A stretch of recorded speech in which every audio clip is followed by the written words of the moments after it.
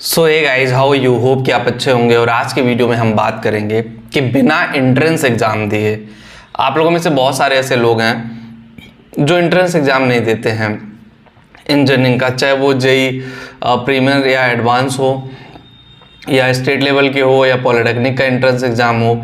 तो ऐसे में सवाल आता है कि क्या बिना एंट्रेंस एग्ज़ाम के इंजीनियरिंग में एडमिशन लेना सही है या गलत है। अगर आप एडमिशन ले लेते हो तो किस हद तक ये सही है, और अगर एडमिशन नहीं लेते हो तो किस हद तक ये गलत है। ये सारी चीज़ों को हम जानेंगे इस वीडियो में। और पहली बार चैनल पे नया है तो चैनल सब्सक्राइब ज़रूर करिएगा। और मैं आपको बताऊंगा कि किस तरह से आप इंजीनियरिंग में एकदम बहुत बढ़िया कमाल धमाल भी कर सकते हो। तो सबसे पहले बात करते हैं, मेन पॉइंट पे आते हैं कि भाई बिना एंट्रेंस एग्ज़ाम के एडमिशन सही है या नहीं है।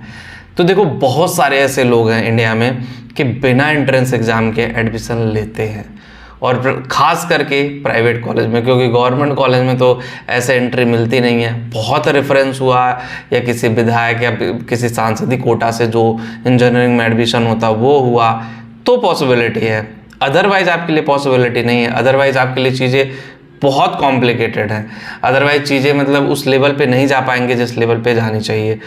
तो मेरे हिसाब से देखो, सबसे पहले आपको यही करना चाहिए कि भाई मेहनत करनी चाहिए, और मेहनत करके एंट्रेंस एग्ज़ाम क्रैक करने की कोशिश करना चाहिए।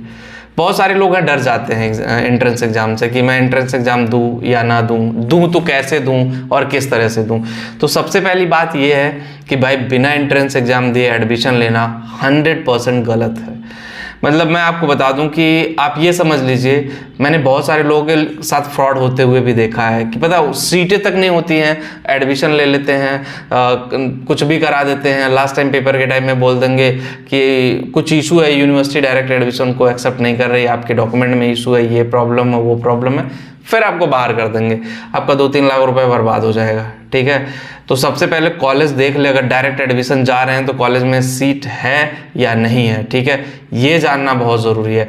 अगर आपने सीट के बारे में इंक्वायरी कर ली तो फिर आपके लिए कोई प्रॉब्लम नहीं है, फिर आप एडमिशन ले सकते हो। लेकिन ट्राई यही करो यार, एंट्रेंस एग्जाम दो, अच्छा नंबर लेकर के आओ। अच्छे नंबर लेकर के आओगे तो उसका फ़ायदा मैं बता देता हूँ। सबसे पहला अच्छा कॉलेज मिलेगा, अच्छा कॉलेज जब आपको मिल जाएगा तो दूसरा आप अच्छी ब्रांच में जाओगे।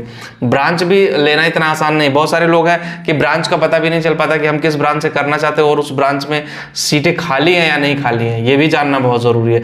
तो किस ब्रांच में एडमिशन लेना, उस ब्रांच में कितनी सीटें हैं, उस ब्रांच से आप आगे जा सकते हो या नहीं जा सकते हो, कॉलेज का प्लेसमेंट कैसा होता है, वो कॉलेज प्लेसमेंट देकर के आपके करियर को आगे ले जाएगा कि नहीं ले जाएगा। ये बहुत सारे पॉइंट है, ऐसे छोटे मोटे पॉइंट नहीं, बहुत सारे पॉइंट है जिनको आपको ध्यान में देने की ज़रूरत है। इन पॉइंट को जब आप सही से ध्यान में दोगे ना, फिर आपको समझ में आएगा कि भाई ये सब चीज़ें इतनी आसान नहीं, इन सब चीज़ों पे मेहनत करने की ज़रूरत है, इन सब चीज़ों पे काम करने की ज़रूरत है। और जब आप मेहनत करोगे और काम करोगे तो फिर चीज़ें सही तरीके से काम करेंगी। और एक चीज़ और मैं क्लियर यहीं पर कर देना चाहता हूँ, जो लोग पॉलिटेक्निक कर रहे हैं वो लोग सोचते हैं चलो ठीक है मेरी रैंक कैसी भी आ जाए, क्योंकि गवर्नमेंट कॉलेज पॉलिटेक्निक में बढ़ गए हैं। तो भाई आप बेस्ट कॉलेज में एडमिशन लेने की कोशिश करो, टॉप 10 में जाओ, टॉप 20 में जाओ। ऐसे कॉलेज में जब जाओगे, IRT में जाओ, वहाँ पे जाओगे तो शायद चीज़ें बेहतर निकल के आएंगी। और एक बार और मैं रिपीट कर रहा हूँ कि ट्राई यही करना है कि विदाउट एंट्रेंस एग्ज़ाम आप ना जाएं। विदाउट एंट्रेंस एग्ज़ाम जाने से वही मैंने जो नुकसान आपको बताया ना, वही वो सारे नुकसान हो जाते हैं।